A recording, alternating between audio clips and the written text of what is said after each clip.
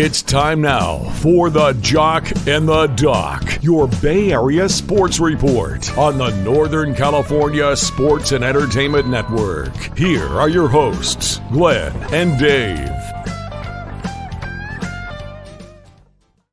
Well, good morning, everybody. How come he keeps going over there? Get the hell out of my spot. I am Glenn. I am your host this morning, Jock and the Doc Morning Show. The Doc has gone absolutely AWOL.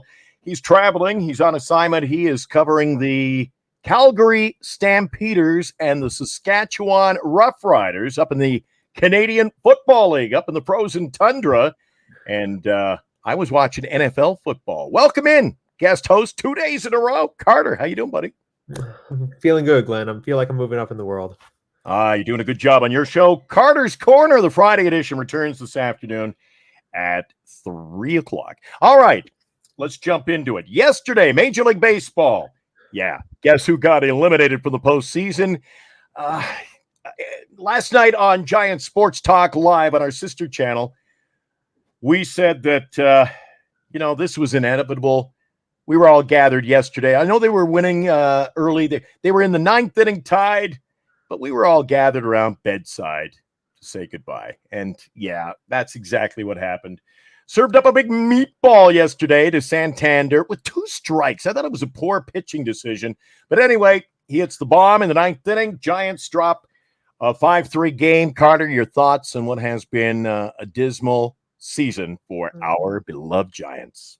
Well, yesterday when I saw Anthony Santander hit that home run, it kind of reminds you of whenever we have public tragedies, whenever there are bad things that happen in the world, we all kind of like go get candles and we like gather around an area significant to that place and place candles and like a vigil. That's basically what the San Francisco fan base and everybody was doing for the San Francisco Giants once Anthony Santander hit that home run.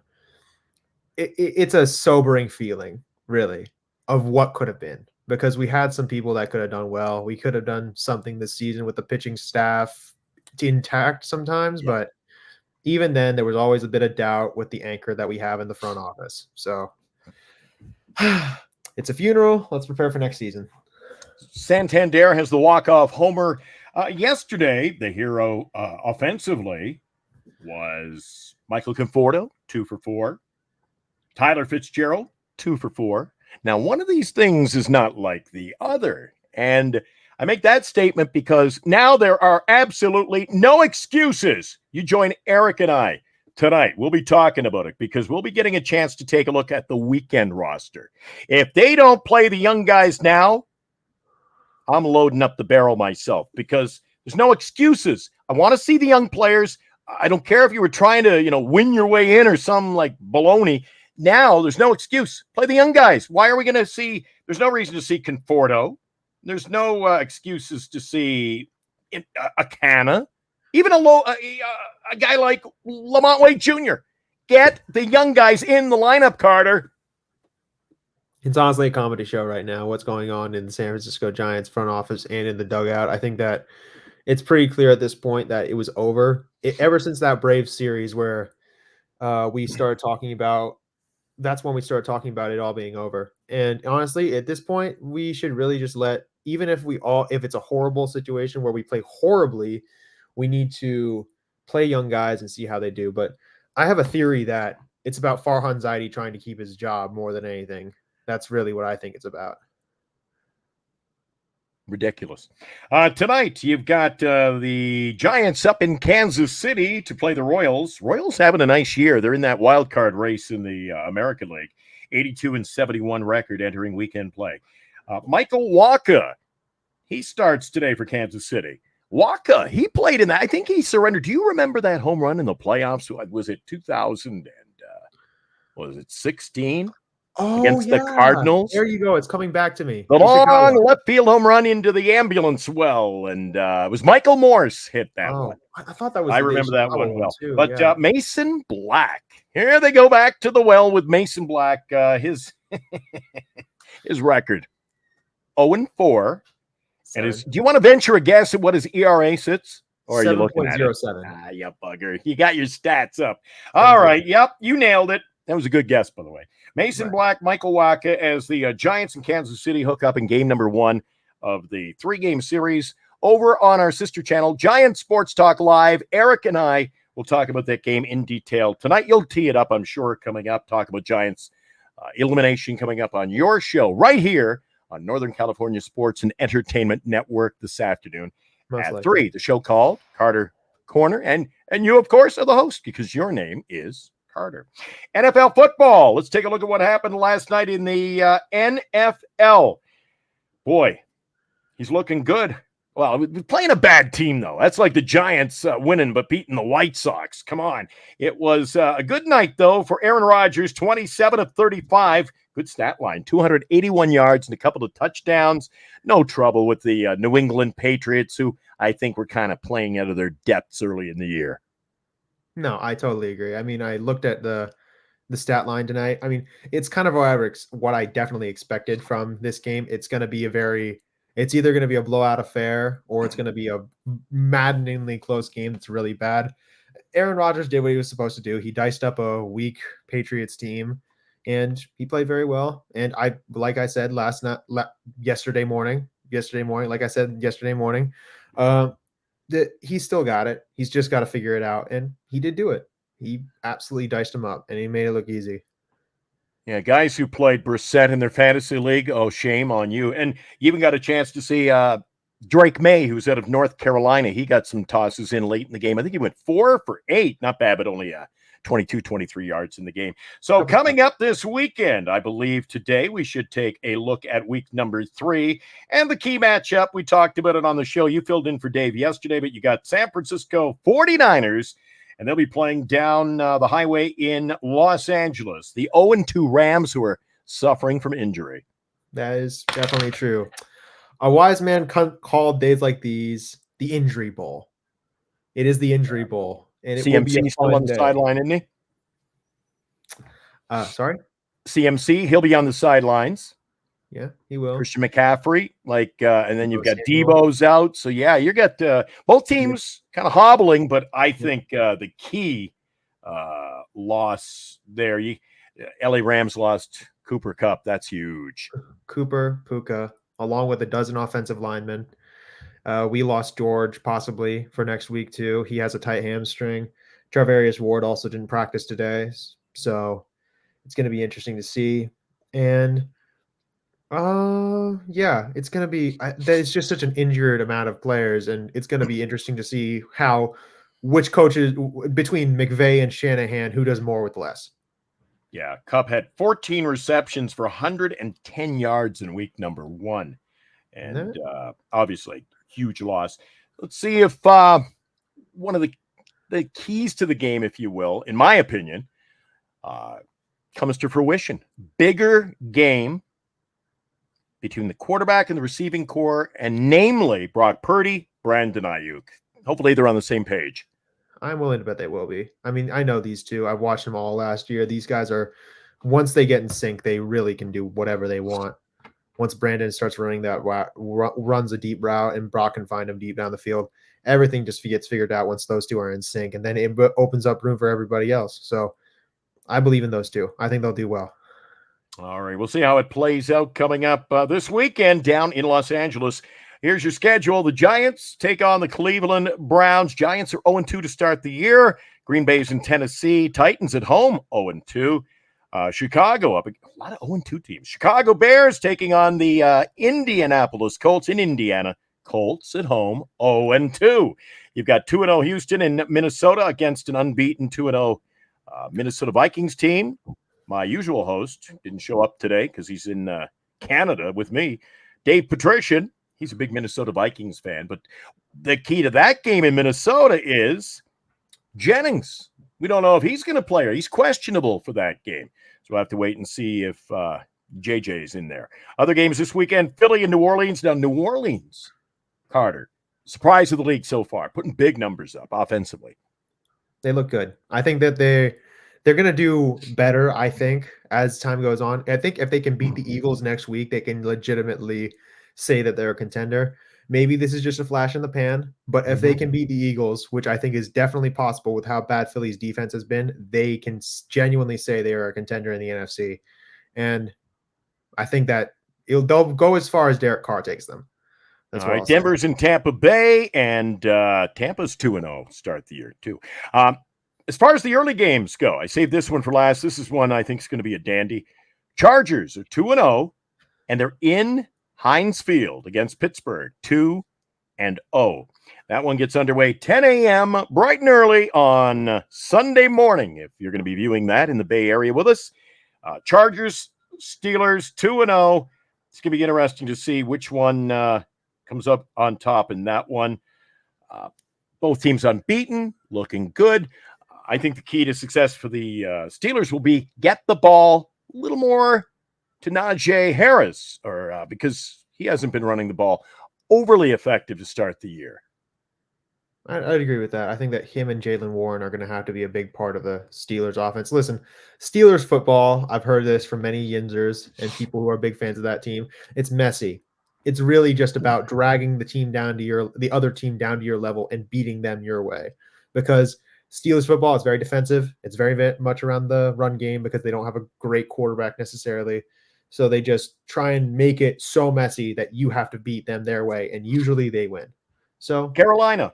Let's move on. Carolina's at Vegas. We've got Miami at Seattle in a late game in the afternoon. Baltimore and Dallas. And one more. Detroit will take on Arizona. Sunday night football. Kansas City. They're on the road in Atlanta. Atlanta's 1-1. They looked decent last week. KC does what KC does, even though they lost the running back, Isaac Pacheco, for at least 6-7 weeks. That one is Sunday night. And this is an oddity. You only see this week 1 each season. This year they didn't do it. You've got a pair of Monday night games. There's 2, not 1, 2. You got Jacksonville at Buffalo. That's probably why they have 2. That should be a bloodbath. Jacksonville Jaguars are 0-2. Buffalo Bills, kind of the elite. And the other one has Washington at Cincinnati. The Commanders are 1-1. Cincinnati surprising 0-2. They blew that game last week in the N.F.L. So that is your schedule of N.F.L. action coming up this weekend. If you missed it off the top of the show, the name of the show is The Jock and the Doc. The Doc was nowhere to be found. I found out that he is traveling. He's going to be in Calgary, Alberta tonight. Why, you ask? Why, Carter? Did you ask? why? Oh, because the Calgary Stampeders are hosting the Saskatchewan Roughriders. He'll be covering the Canadian Football League for Rogers Media. Hamilton played Toronto. Let's see. Oh, that is also a Friday night game. Montreal, Ottawa, Winnipeg, Edmonton. Dave is a huge CFL fan. He gets some work in the media covering the Canadian Football League. So I don't pay him enough. He moved on. He'll be back with us on Monday. WNBA playoffs. They've been set. Coming up Sunday, Atlanta takes on New York. New York was 32-8 this season. That's the noontime start. Phoenix plays Minnesota. Minnesota was 30-10. Those are the 2 elite teams, New York and Minnesota, in my opinion. They take on Phoenix, however. And the other matchups have Seattle and Vegas. Asia Wilson is the big drawing card for the Aces. And the one everybody is waiting for, Indiana Fever and the Connecticut Sun. Caitlin Clark's first postseason ball. Indiana is the underdog, even though they've got Caitlin. Indiana, 20-20, a 500 season. They get off to a terrible start until they felt it out, started playing with each other, and then they looked good. You've got Caitlin Clark, in my opinion, the MVP of the league, rookie of the league for sure. And Boston's good under the basket. I just like what Indiana brings. I'm calling for the upset in that series, Indiana at Connecticut. Again, coming up tonight, Major League Baseball. Are you even remotely excited that we have got the Giants playing ball on a Friday night? Postseason, not bound. I mean, I'm going to have fun with one thing. And that's I get to see Bobby Wood Jr. play. Mm-hmm. Because that kid is incredible. I mean, I've never seen somebody with quite the tools that he has. I mean, he's an interesting player. I want to see how Giants pitching does against Bobby Wood Jr. because he's a really good player. And I really think that the pitching staff that Kansas City has provides a pretty good test for the young guys and to see how they do against Lugo, Waka, and that one other person. I can't remember his name. But yeah, we'll see. Well, Detroit has crept up in the wild card standings in the American League. They'll take on Baltimore. Maybe Baltimore's a little hungry after dropping 2 of 3, almost 3 of 3 to the Giants. And in the wild card race in the National League, Carter, if you want to just touch on this, I think this is going to be a telling weekend. You've got 2 teams tied. You got the Mets. Actually, I think they're separated by a game or 2 games. Mets holding on to a playoff spot. You got Atlanta, who've slipped a little bit. But get this, Atlanta is playing Miami. Yeah, that's a layup. Take care of business there. But the Mets are at home to Philadelphia. So I think that wild card comes down to this weekend. If Atlanta doesn't take care of business and maybe get a little luck with Philadelphia, maybe taking 1 or 2 from the Mets. But this is the weekend. They got to pick up those 2 games at least. Yeah, no, they must definitely do that. I mean, if right now the Mets, you hope this isn't the same old Mets, the comedy show that we all laugh at the end of the year, where we can say, oh yeah, the Mets choked again, and we can have fun with that. But I definitely think that they are going to be an interesting team. I think they can do this if they can sustain this, because they had a win yesterday versus Philly. If I'm not mistaken, they beat Philly like 10 to something. Mm-hmm. It was a good game. They all played well. One of the things they need to get Francisco Lindor back. Most of all, they need him back as soon as possible, because without Francisco Lindor, that offense is going to be very difficult to run, even though they had a good night. It's just, and also with Atlanta, they have a layup, which is Miami, obviously, and they're not going to lose to that team. If they do, then it will be fire and flames in the media, because they are. It will be a sickening rumination for Atlanta, in my opinion, for this year. What could have been for this year, because all of those injuries, all of those mistakes, all of the things that have gone wrong for them, you just wonder, like, what could have been for them this year, because they could have been a monster again. Yes, sir. The wild card has San Diego on top, Arizona, and the Mets are tied. They are. And then you've got Atlanta that's 2 out. That's the 4-team race. Now, San Diego, they're keeping an eye on the Dodgers over the National League Western Division, although they've fallen. I think the Dodgers win it now. The Padres are 4, so they're going to rest on the wild card from here on in. They just got to play themselves in. Did you see what Shohei Ohtani did yesterday? Reluctantly. Nothing like a 10 RBI day to show who's boss, right? Oh, gosh. I don't want to give him credit, though, because he's a Dodger. And 6 for 6 with 10 RBIs. You get credit on my show. I'm a spiteful Giants fan, Glenn. I must not give any Dodger credit for anything. Well, even though big day. Incredible day. No doubt. Just, I don't want to give him more credit than that, because he is a great down player. In Giants lore. Did you see the score? Well, we didn't do it earlier, and we didn't really have to, but the Dodgers, they beat Miami 20-4. Shohei, 6 for 6. 10 RBIs, scored 4 runs, and not 1 or 2, but 3 home runs. Good Lord. I hate them so much. They are. Should have been a Giant. This is the greed they talk about in the Bible. That is the Dodgers. Jesus. The way it's been. Hopefully it won't be like this forever. Tonight you got the Giants in Kansas City. As mentioned, talk to Eric later on today about that on Giant Sports Talk Live. Hopefully you guys will drop into our channel, Giant Sports Talk Live, or you can visit our website, giantsportstalklive.com. You can follow us there and jump in our chat. We talk Giants baseball tonight and predominantly talk about the wild card races. As mentioned, coming up Sunday, it's the Rams, 2 teams in LA. The Rams and your San Francisco 49ers. Before I dump you out of here, bump you out, maybe never have you back. No, you've done a great job. Carter, what are you predicting in that NFL game Sunday afternoon? I'm willing to bet on the 49ers are going to win that game. I don't doubt it for a second. Listen, the Rams, we're injured right now, and the Rams are injured, but we're less injured than them right now. And Talanoa Hufanga is coming back from IR, which is really good because we've needed him back for so long. He's been an integral cog to that secondary. And I have no doubt, because we own the Rams, we will beat the Rams. All right. You heard it here first, and I'm sure you'll hear it again. Carter Kimmy will be on the air right here on the Northern California Sports and Entertainment Network. We'll spot you over there at 3 this afternoon. How you enjoying that show? It's been great. I've had a great time talking with everybody and in the community who have all came over to just vent their feelings about the Giants, the 49ers, or whatever. Always come over. Come over. I am not the person just giving my opinion. I am trying to make sure that everybody else can talk about it and I can converse with them about it. It's my show. I'm hoping isn't just about me. It's about everybody else who comes to the show and just wants to talk. Yeah, it's interactive programming every afternoon, Monday to Friday at 3. And the chat plays an integral part of the show. So they get to give their take, you rebuttal, and it's, like I say, interactive, and that's the way it should be. So we'll catch your show this afternoon at 3. All right. Thank you, Glenn. Appreciate it. Carter Kim, he steps in for the Doc, who's what? He's watching 3-down football tonight, covering the Calgary Stampeders and the Saskatchewan Rough Rider. Do you like CFL? You ever watch CFL ball? I didn't even know Canada had a football team or a football league, which is funny. Carter, do yourself a favor. Watch CFL Pigskin, man.